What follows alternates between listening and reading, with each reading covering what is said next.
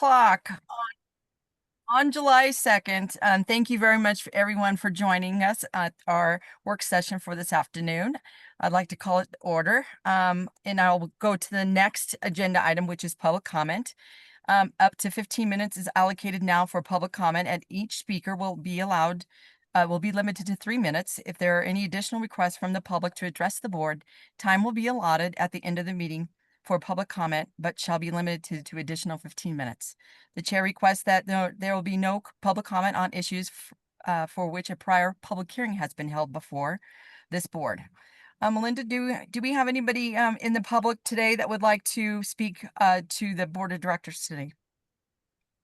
Thank you, Madam Chair. At this time, I do not see any hands raised, so I'll leave it to you if you'd like to leave it open a little longer. Okay. Okay, I'm still not seeing any hands raised. Okay, all right, we'll move on to number 3. It's our summary of the May 7th, 2025 board work session. Are there any changes or additions or any concerns?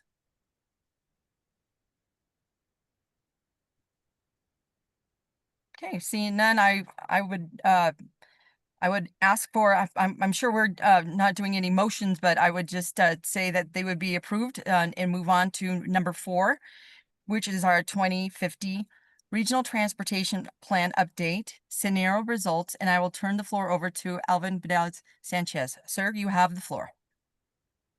Thank you, Chair. Good afternoon, directors. Hear me okay on my side? Trying a new setup with me. Perfect.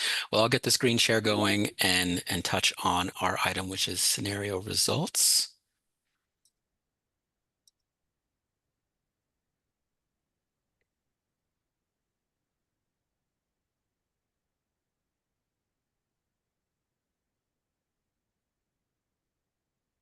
All right. Hopefully you can see the presentation in presentation mode. Melinda or Chair, if you could confirm that. Yes, we can, Alvin. Thank you. Thank you so much.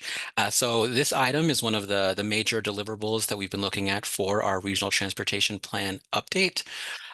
Reminder about why this effort has been so important. When we did this similar exercise about 4 or 5 years ago for the original Regional Transportation Plan, we ended up changing our project mix in the RTP, asking for new types of projects that we hadn't before, including those in the Regional Transportation Plan, starting new programs that we hadn't had in the past. And so we wanted to undertake a similar effort this cycle to see what we could learn through this scenario results work.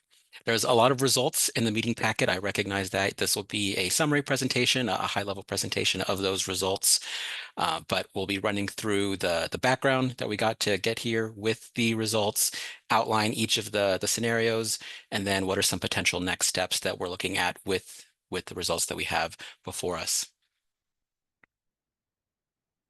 A reminder of schedule. We've been working on this activity for a number of months now. We kicked this off last fall, had a number of conversations with our various committees, with you, the board, about what we should be exploring in this scenario exercise activity, shared those results and began defining what scenarios could be for this particular cycle.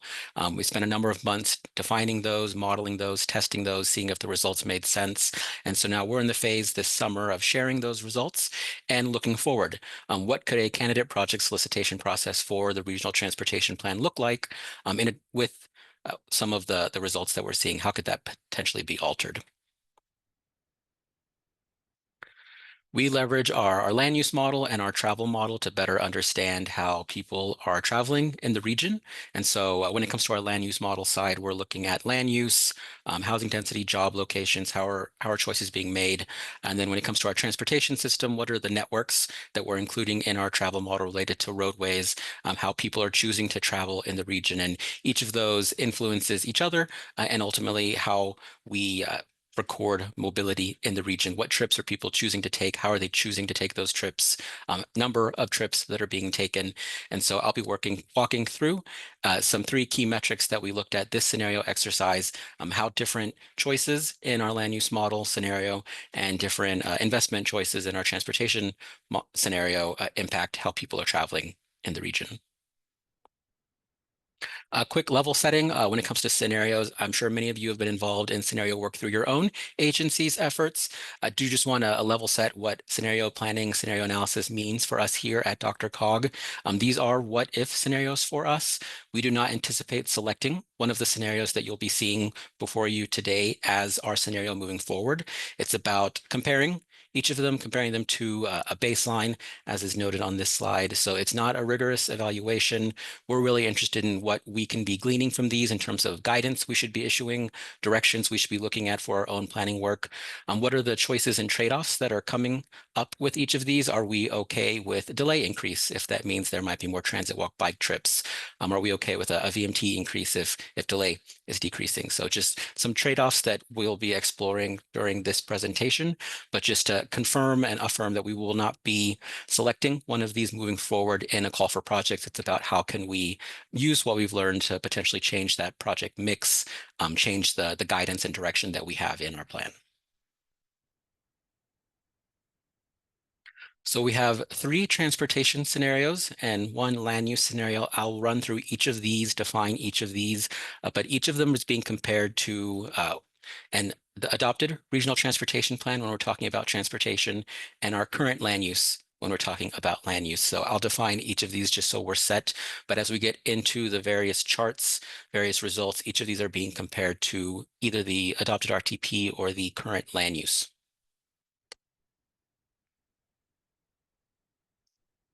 When I talk about the adopted regional transportation plan, we already have billions of dollars of investment planned in the region over the next 20 to 30 years. So we're talking about the current regional BRT program that's in the adopted RTP, almost over 900 million going to active transportation projects, 6.9 billion going to multimodal capital roadway widening capacity projects. And so when you see adopted RTP on the upcoming slides, this is the investment that we're talking about. We already have billions planned in our plan. And so we'll be comparing in addition to each of those, what those changes look like. When it comes to current land use, we are using our latest population and employment forecasts. A reminder that those are the ones that show slower growth in the region. So growing by 800,000, we thought we would be growing by 1 million about 4 or 5 years ago, but this is showing slower growth now in the region. We're using that forecast. We also expect more older adults in the region compared to where we were 4 or 5 years ago. And so when we talk about current land use, we are using the latest population and employment forecasts from DOLA. It's also based on existing zoning in the region, and we are already incorporating development that's under construction or planned within the next few years. So when we talk about current land use, each of these are in play. And when we compare this to our land use scenario, this is the comparison scenario that we're comparing each of them to.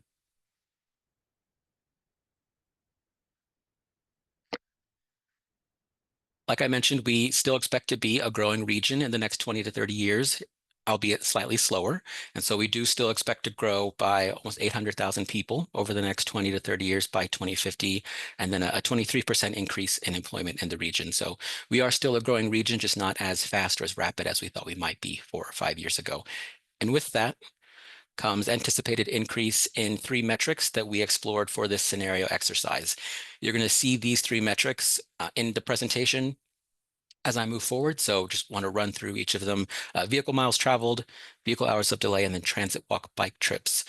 As we increase population and employment, we do expect VMT to increase about 25%, delay 54%, and then transit walk bike trips about 41%.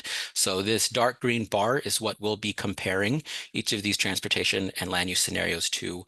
How are these different metrics changing as we make different choices in our land use and travel model? So blue is where we are, I'll call it today, but it's 2023, and then green is where we anticipate being by 2050 across each of these metrics with growing population and employment. I'll actually start with key takeaways just to help you as we work through these results, give you a flavor of what we're seeing on the staff side. Some of these might be surprising compared to last cycle if you were around 4 or 5 years ago and seeing those results that we were providing in our scenario work. Some might not be so, but I'll run through each of these and follow up with them at the end of the presentation too, but wanted to share them at the front end. The first is that land use is not the primary driver of mobility changes. When we did this exercise 4 or 5 years ago, land use was a very significant driver in how people were choosing to travel in the region. VMT increases in the region, delay in the region. In this current scenario exercise, that is not the case. If we are wanting to see some of those significant changes in mobility patterns, it's a result of combining that with a complementary transportation strategy. And so compared to 4 or 5 years ago, where land use really was a primary driver of a lot of the changes we were seeing, that is not the case this cycle. In addition to the regional results that are being shared, there are also significant changes possible at the community and the neighborhood level. I'll touch on that as we get into the presentation, especially related to microtransit. So in addition to the magnitude of change we might be seeing at the regional level along particular corridors at particular locations in the region, you could be seeing significant changes as well. And then just as last time, no one transportation land use scenario gets us to all of our MetroVision outcomes, goals, objectives that we have established. But some do get us close and we do meet our targets in some of those. But it's when you combine transportation and land use that you see that greatest magnitude of change. So I'm going to start with the transportation scenarios. For each of these, I'll be defining the different components that are in the scenario and then highlighting those same 3 metrics for how mobility might be changing compared to our adopted 2050 RTP. So for the coming slides that you'll be seeing related to transportation scenarios, these use our current land use. A reminder, that's our slower growth, our more older adults in the region. It already includes planned and under construction development. And we're combining that land use with our adopted RTP. So the investment that we already have planned in the regional transportation plan, a complete street scenario, a transit scenario, and then a limited roadway expansion scenario.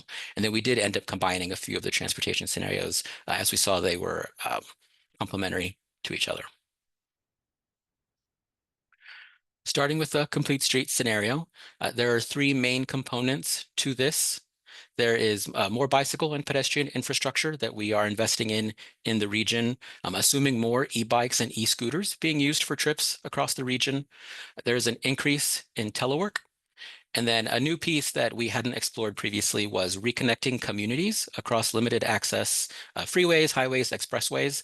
So this was done at the 30,000-foot travel model level. But what would happen if we started to reconnect the regional grid across some of these highways? How might travel change in the region at the neighborhood community level? So these are the 3 main components that are part of the complete street scenario. I will note one of the handouts, the additional handout that was shared earlier this week, shows these individual components for the scenario. So not just showing what all these together do, but what happens if you just do one of them. And so I'll go ahead and just show the summary for each of these components put together in a complete street scenario. All these charts are built similarly. So VMT, transit, walk, bike trips, vehicle hours of delay, the ones I had already shown earlier in the presentation. Where do we expect to be compared to 2023? So in the gray is our adopted regional transportation plan. If we complete all the investments that are in our regional transportation plan, we can expect VMT to increase a little over 25% compared to 2023. Transit walk bike trips will increase 41%. Vehicle hours of delay will increase 54%. Now, we're comparing that to this particular scenario, which is in orange. So with our complete street scenario, doing all those different components that I just highlighted, we still expect VMT to increase, slightly slower increase, only about 17% compared to 25%. The biggest change is in transit walk bike trips, an increase of 117% compared to 2023 levels, so a significant increase compared to where we are with our current adopted RTP. And then delay would still increase in the region, it would just be a slower increase, so 31% compared to 54%. So this structure will be replicated for each of the different transportation and land use scenarios that I'll be running through. And then, as I noted, for the complete streets scenario, we did show the individual components as well for these 3 metrics. Shifting gears to the transit scenario, this one looks at expanding the transit options that are available in the region and the network that is available in the region. This scenario completes fast tracks, expands commuter rail beyond fast tracks, continues to expand our bus rapid transit network, adds additional high-frequency transit corridors in the region, increases transit service, expands microtransit service in the region, implements a zero-fare policy, and improves 8,000 bus stops in the region.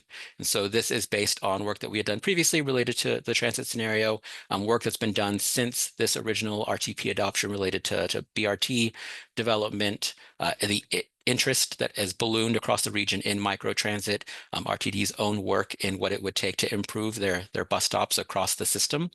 And so looking at this transit scenario, again, gray is our adopted RTP, which already includes significant transit investments. If we went above and beyond that in our transit scenario, VMT would only increase about 5%.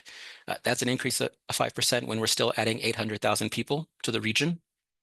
Our transit walk bike trips increase 86%, not as significant growth as we saw in complete streets, but still larger when compared to the adopted RTP. And then in this case, delay actually decreases from what I'll call our today's values, but 2023. So any number below 0, negative on these charts is an actual decrease from today's levels, not just a decrease in the level of increase that's being expected.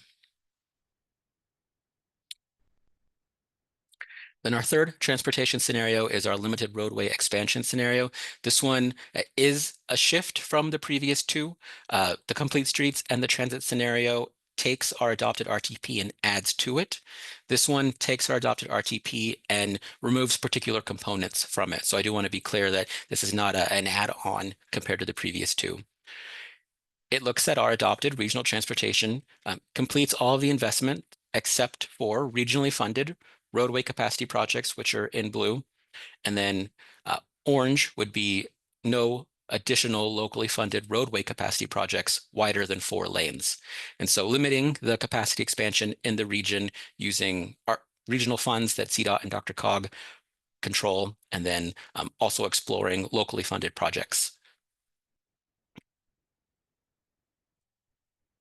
Chart built the same way across each of these, at least VMT and transit walk bike trips, despite the removal of those capacity improvements. Not a significant change between vehicle miles traveled and transit walk bike trips. We do still expect VMT to increase about 25%. Transit walk bike trips actually decrease a little compared to our adopted 2050 RTP. So if we were to remove those roadway components, with some delay congestion that's occurring in the region, less folk are choosing to travel potentially by transit. And then we do see an increase in delay compared to just the increase we're expecting.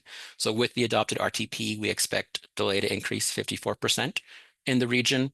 If we remove those capacity components from the regional transportation plan, we would actually expect delay to increase almost 73% in the region. This scenario was explored just based on there's always interest in what would happen in the region if you stopped doing one particular investment.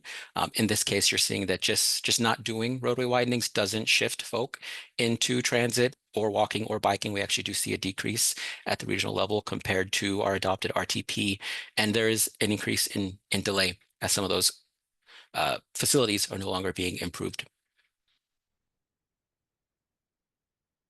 Recognize that we probably wouldn't just take away components of the regional transportation plan. We explored combining that limited roadway expansion scenario with our complete street scenario.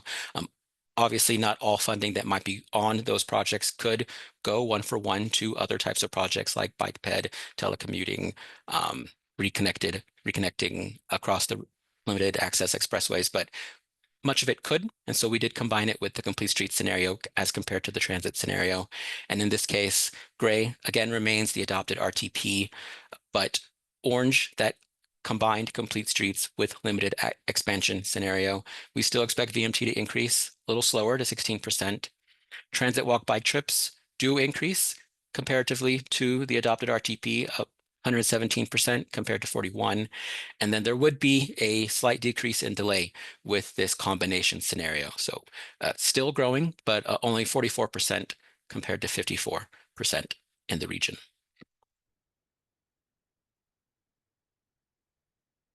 Pivoting to our land use scenario that we explored. There we go. It's what we're calling our transit-focused land use scenario. I recognize there might be a little confusion with our transit transportation scenario and then our transit-focused land use scenario. I'll try to be as clear as possible in this part of the presentation. But we focused on corridors and stations that are in the adopted 2050 RTP.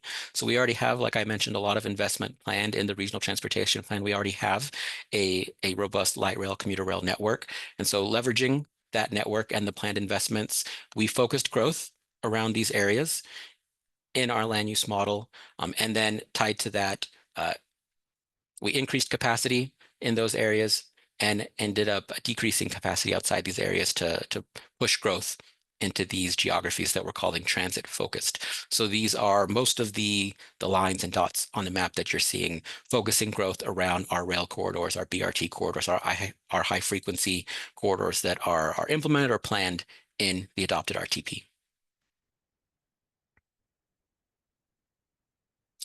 In terms of looking at results, did want to show a new chart that we hadn't showed for the transportation scenario. Moving from left to right, the scenario that we're looking at or comparing to, we do start with our current land use. So our current zoning, more older adults, slower growth, and then our transit-focused land use scenario. Moving to the right, we already have that geography that we're identifying. So those planned transit investments in the adopted RTP, what we call our transit-focused geographies. In 2023, about 35% of households were in these geographies already.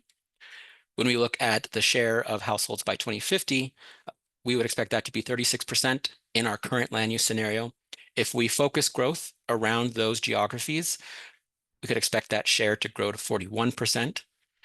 And more of that household growth would be being captured in our transit focus scenario. So without any other changes, leveraging our current land use and the current RTP, focusing on those transit investments, we expect about 38% of household growth to be captured in those geographies.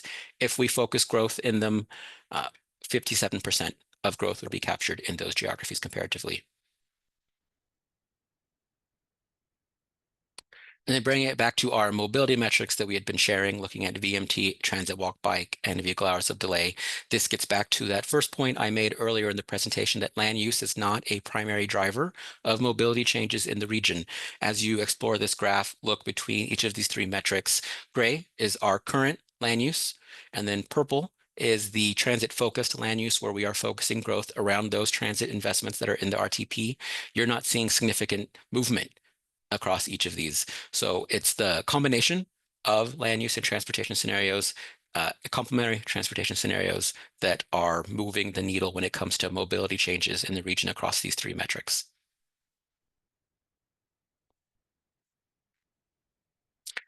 So a summary slide, I'll show one for each of the three metrics that we explored, starting with vehicle miles traveled, moving from left to right. Dark gray is what we've been comparing all of our component scenarios to. There's our adopted regional transportation plan with our current land use, more older adults, slower growth, existing zoning, the existing planned investments in the adopted RTP.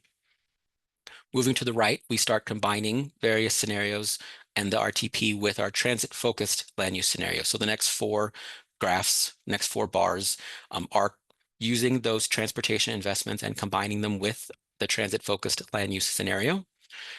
Light gray is just the adopted RTP.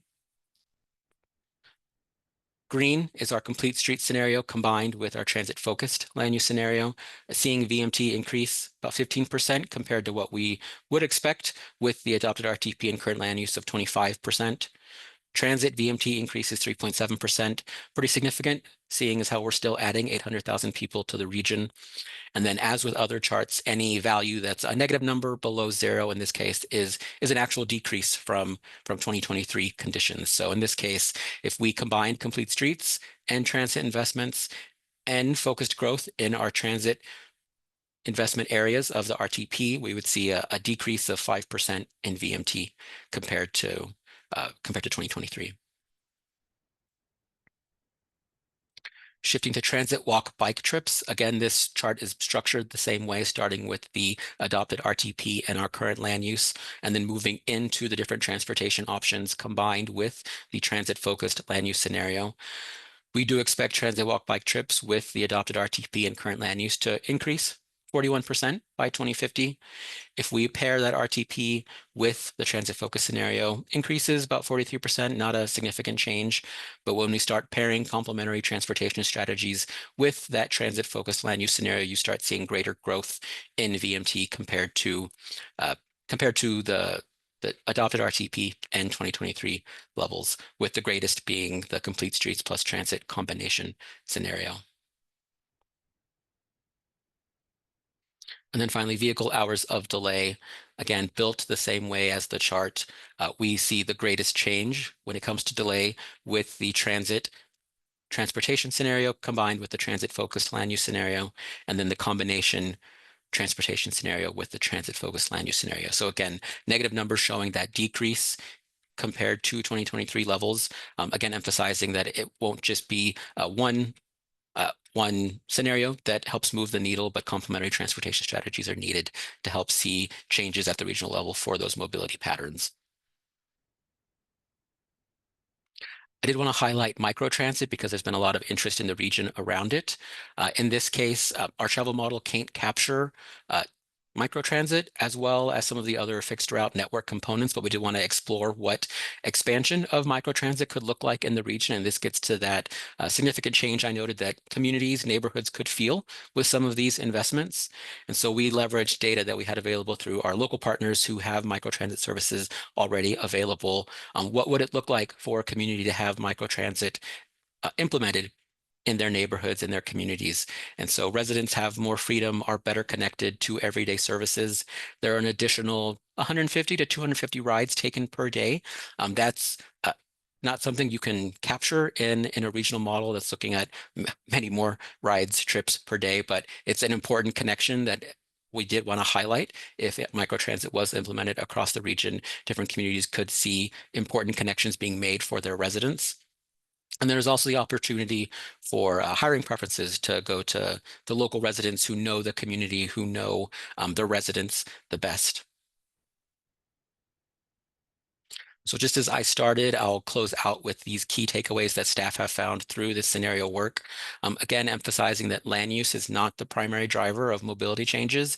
It does take those complementary strategies at the transportation level to see some of those changes in VMT, transit walk, bike trips, vehicle hours of delay. And this is, again, in comparison to where we were 4 or 5 years ago, where land use really was a significant driver of change compared to our transportation investments. In addition to regional changes, there are also significant changes possible at the community and neighborhood level, emphasizing that microtransit example, 250 rides at the regional level of 3.4 million people might not seem like a lot, but those are critical connections and important connections to help individual communities, individual members of residents thrive. And then select scenarios do help meet some of our MetroVision targets, but not one of them individually will help us meet all of our different outcomes. So what are the trade-offs that we're willing to have in our investments and the policy changes that we're making? But it's when you combine transportation and land use with each other that you start seeing that greater magnitude of change. My final slide before I just get into the contact info slide is just looking at next steps. We plan on developing a report for this scenario planning exercise. We've been doing a lot of additional runs since these results were initially shared. We are sharing these with already with the TAC earlier this year, plan to share at the RTC Regional Transportation Committee later this month. We want to continue discussions with the TAC. What do we do with these results? Are there project types that are missing that we should be considering our upcoming call for projects? Are there particular metrics, criteria that we should be exploring as we get into our solicitation process? So those conversations have started with the TAC and they'll continue over the next couple of months. And then that final slide of content, Chair, I'll turn it back over to you. Thank you. Thank you, Alvin. Mayor Whitlow had to pop off for another engagement, so I'm going to go ahead and lead the discussion. I think this was a fascinating presentation, cause and effect. I love seeing that kind of things, and I know our executive director does too, but I'll open it up for questions. If you have a question, you can raise your hand and I will call on you. Let's see here. Melinda, I may need your help doing that too. Director Kondo. Thank you, Ms. Chair, and thank you, Alvin. Really informative presentation. I hope I'm not getting too much into the weeds, but I am kind of curious how you do this modeling. Is this all done by some sort of spreadsheet algorithm, or is the practice evolving as AI is coming to the fore to having algorithms kind of do these various scenario analyses? I'll start a presentation. I'll see if our land use team or travel model team want to chip in afterwards. We do have two platforms that model land use and travel in the region. From the transportation side, the travel model leverages networks, roadway networks. And so a part of what we're able to do in our travel model is code different capacities of roadways in the region, actually show bus service on those corridors. When it comes to actual projects that are roadway capacity or transit capacity, it's a lot easier to model those in our travel model. When it comes to increasing bicycle or sidewalk connections, assuming more e-bikes or e-scooters, that's on the more behavioral side of the travel model. So there are a number of factors that are able to be changed, altered in there. So one could be like walking speed. Assuming we have more sidewalks in the region, are people traveling faster by walking? Could we make that assumption? What would be the magnitude that we change that in the travel model?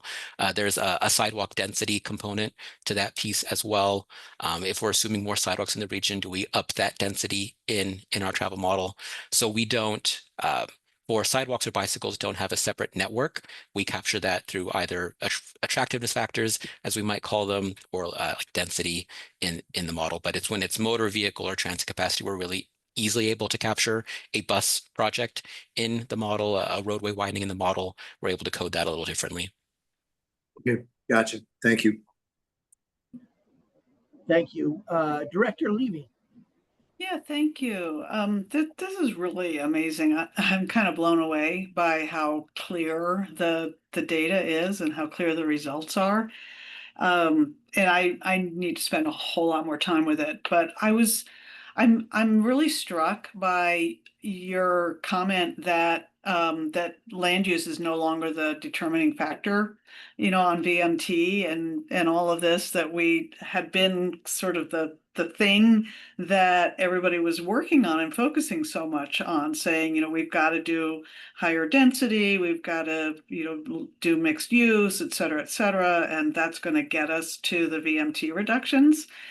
So I'm wondering whether, in the previous modeling, where you were saying there was a connection, did it, well, what did it actually show there? I'm not asking you to like open up old data sets, but were you able to really draw a pretty convincing correlation between high density, mixed use kind of development and reductions in VMT without including extraneous assumptions on the availability of transit or complete streets or things like that? I mean, were you able to isolate it out? And I don't know, I'm just really curious about what changed here. Yeah, I can start a response, and I see Zach also popped on. He runs the team that handles our land use model, so have him chime in as well. Last cycle we had two land use scenarios. One was an infill scenario, as we called it, and then one was a centers scenario. So focusing growth around transit stations, rapid transit stations, and really forcing growth into those geographies. I think so much has just changed density-wise in the region 4 or 5 years back.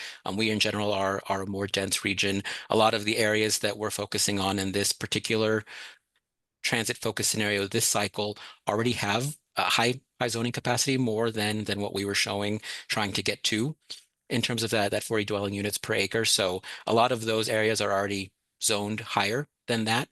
And to actually get growth into those areas, we actually had to decrease capacity outside those to actually encourage choices to be made in those geographies. So maybe Zach? what you're saying is we've already wrung as much benefit as we can from from the greater density and the infill and mixed use and all those great TOD principles. We've already seen the benefit that we can, and now to get more benefit, we actually have to work on the transit and the complete streets aspects of things. Is that another way of saying it? Yes, that would be one piece. So recognizing like zoning is only one part of why particular areas are developing, and so to actually get some of that movement in those areas, to see some of those mobility changes, it'll take more than just changing zoning at this point, just because so many of those areas already have higher zoning levels than the metric we were looking at for this exercise. Yeah, well, I really love this result because I think it helps us, understand where we need to put our focus. And it's pretty clearly on complete streets and transit in my mind, and not in isolation, of course, but those are the things that seem to get us the most bang for our buck. Thanks.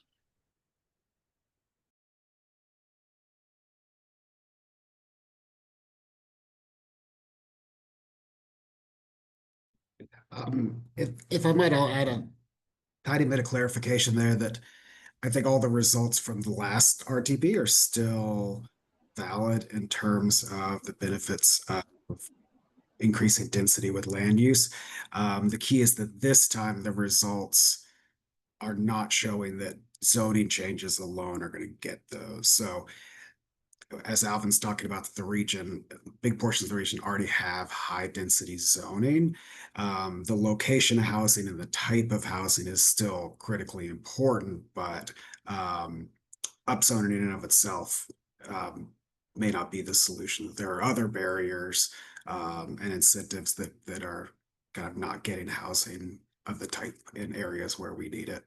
Yeah, so just if I could add one more comment, and I know I'm right in front of Director Bear, but you're not saying, oh, go back to low density sprawling subdivisions because it won't make any difference. You're saying we have to build on the assumptions in the 2050 RTP that already included higher density and infill.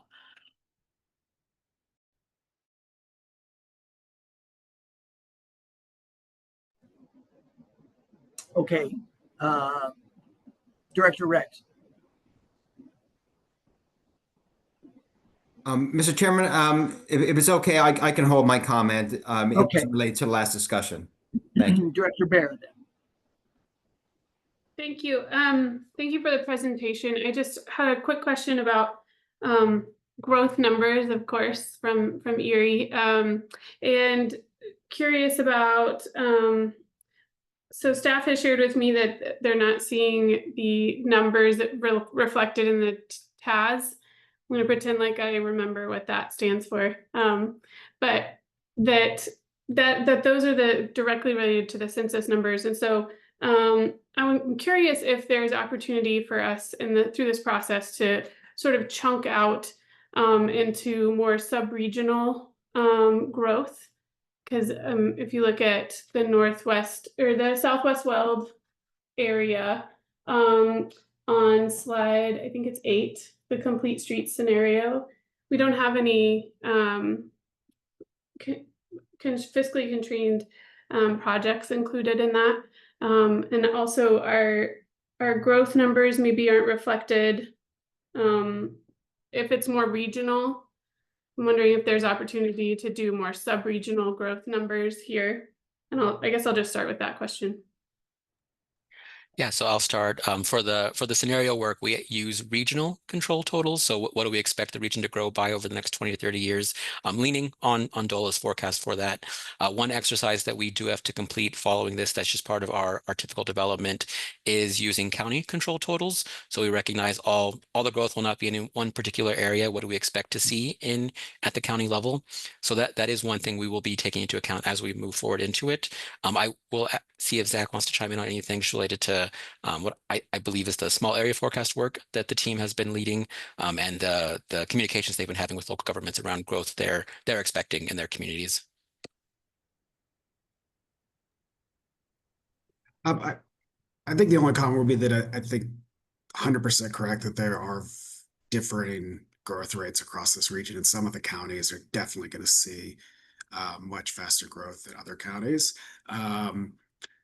I think for these purposes, it's important to think about would it change these results. So it may be that more broadly in our forecasting work and in the transportation model results that are going to be coming out in the RTP, that variation in growth is important and will show up. But I think it takes a little more thinking on our part, and we can follow up after to think if that would make a difference in these scenario results themselves. Okay. Yeah, I feel like I raise this issue a lot and hear that a lot. Like, would it change this scenario? But then it comes up later in another, item that we're taking a look at.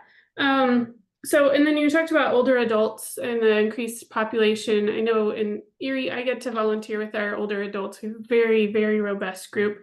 And we're set to triple our 65 and up population by 2040. So does that, so that's in our planning forecast as a municipality. Does that inform DRCOG's, or this plan at all? Would that change anything? Not explicitly for the scenarios, but all of that demographic change is modeled pretty thoroughly in our forecasting. So we did a lot of work to make sure that our model is really accounting for these year-over-year shifts in demographics across the region. So we're using county controls. We're also kind of aging the populations in a new way this time to really account for this demographic change. And then that directly feeds into the transportation model. So we've tried really hard to place these older adult households and these households, younger households without children, more households that have multiple adults living together, placing those really carefully in the region. And then the travel model models those households differently in terms of their travel habits and trips that they're making. So they won't be making trips to work, school drop-offs necessarily, but they'll be making other types of trips. Right. Yeah, great. Let's see. I think, I did want to just note in the transit scenarios, Erie, we are fortunate enough to get a grant to launch our micro transit, which we've just gone through that process. We'll be releasing the RFP and hopefully launching in late this fall. I'm not even going to put a time on it anymore. We keep missing the date, but so we're really excited about that. But noted on the maps that the BRT for Colorado 7 and Erie's taken on a lot of bus stop additions and redesigns and things in our BRT. Having those funded in the transit scenario, it only works if it's proactive and not reactive. So hoping there will be opportunity to really jump on the funding for those, and include Colorado 7 and Highway 52 as well, because in the complete streets, those become barriers for us, 287, Colorado 52, or Colorado 7 and Highway 52. So just some thoughts. Thank you very much. Executive Director Rex.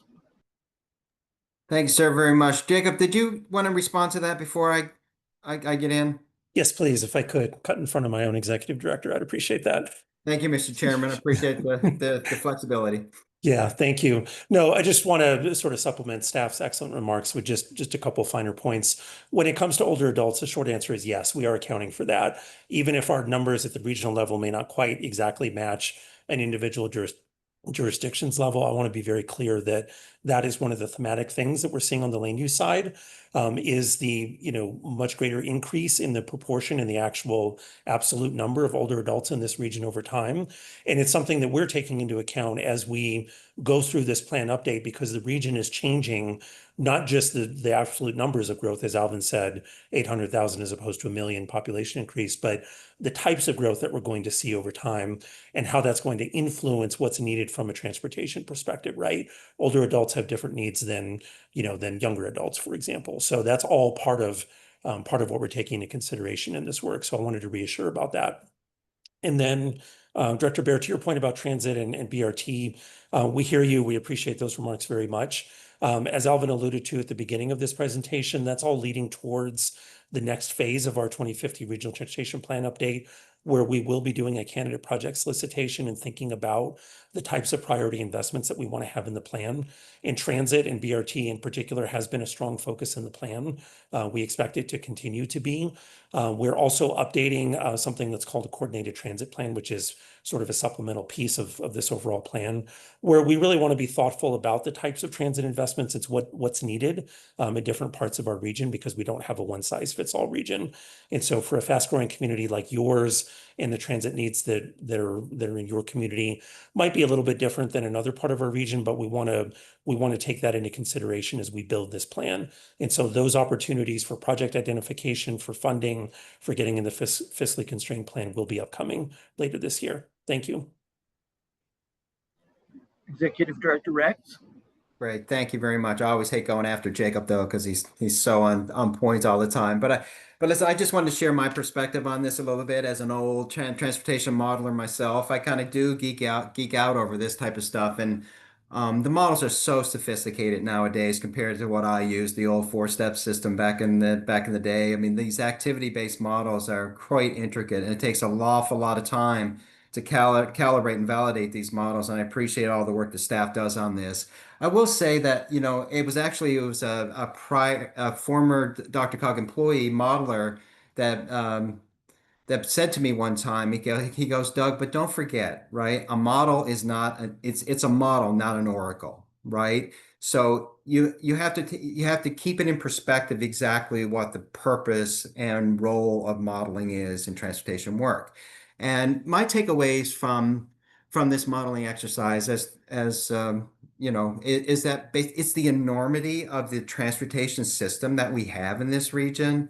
And, if we're trying to affect change in certain respects, you're not turning around a speedboat here. You're turning around, it's the QE2 we're trying to turn around. And it takes time, effort, and energy, right? The other takeaway for me is that because of the enormity and size of our network, the magnitudes of change that are required to really show, significant change in the model is rather significant, right? I mean, you look at those transit scenarios and, the complete street scenarios and what all was involved in that. It's quite significant, right? To get us to a point where we're seeing those significant reductions in vehicle hours delay, vehicle miles traveled. But it shouldn't dissuade us from trying to attain that. It's a reality, right? That we just need to continue to push forward and provide options for the residents of this regions and provide them with choice and allow them to make those choices and how they want to progress and transport themselves around this region. Thank you, Mr. Chairman. Director Padilla. Hello, thanks, Alvin, for the presentation. I appreciate it. I kind of wanted to underline Director Bear's statement in particular with Southwest Weld County, Frederick, Erie, and the rapid growth in population that we're experiencing.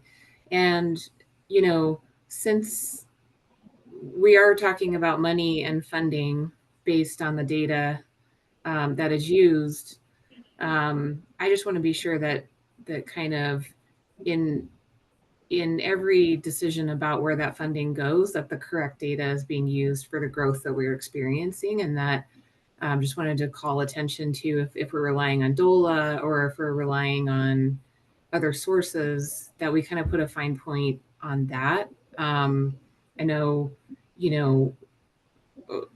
obviously, I definitely support a regional approach, but from my perspective, I feel like Southwest Weld County has been a little bit left out of the conversation, and wanted just to underline that, especially as funding decisions are being made from the data that's being used. Thank you.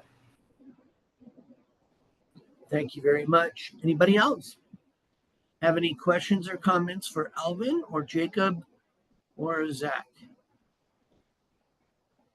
Chair, could I respond to the director's comment? Because it's important. Sure. Yeah, thank Go you, ahead. sir. No, and thanks for the comment, Director. We hear you and we understand. There are, we have, as Doug said, a really diverse region. Parts of our region are pretty stable. They're not changing very rapidly, kind of built out. Other parts of our region, like yours, are very fast growing, changing very quickly. There's an art and science of putting together a regional plan that sort of responds to all of that. But I just want to make clear that we're not making funding decisions today based on this data or these scenario results. This is it's a planning exercise. It's a thematic exploration exercise, right? We want to learn things, and we've learned a lot. We have a lot more data even than what we've shown you today, and we've shown you plenty. But what we do want to do is use this as a pathway to set up the foundation for the next steps in the plan, which will be a candidate project solicitation, and that will be for all of you. It'll be across the region, all of our local governments. We do want to build this plan from the ground up, regional priorities as well, but we do want to hear from all of our local governments, our sub-regional transportation forums. So that opportunity is coming, and we recognize the diversity in our region, and we want a plan that reflects sort of that geographic equity and the realities of how our region is growing, as you've eloquently pointed out. So thank you. And I would just Thank add you that we used a regional control for the scenarios, but for all other modeling, we use county controls and really focus in on keeping track of near term, recent, and kind of longer term expected growth. Great. Thank you very much. Yes, Director Flynn, did you have your hand up? No? Okay. Any other comments or questions? I do want to announce that the Finance and Budget Committee will be taking place at 5:30 tonight. That was publicly posted, and so we can't go directly to that, even if this meeting ends a little bit early. We will be logging on to the, I believe it's a Zoom platform again for that Finance and Budget meeting at 5:30. Last chance. Anybody have anything for the good of the group? All right. Thank you very much, Alvin Badal Sanchez, Zachary, and Jacob. We appreciate your presentation, and we'll see you at the next one. Thank you for the presentation. Have a good night, everyone. Thank you. Thank you. Thank you.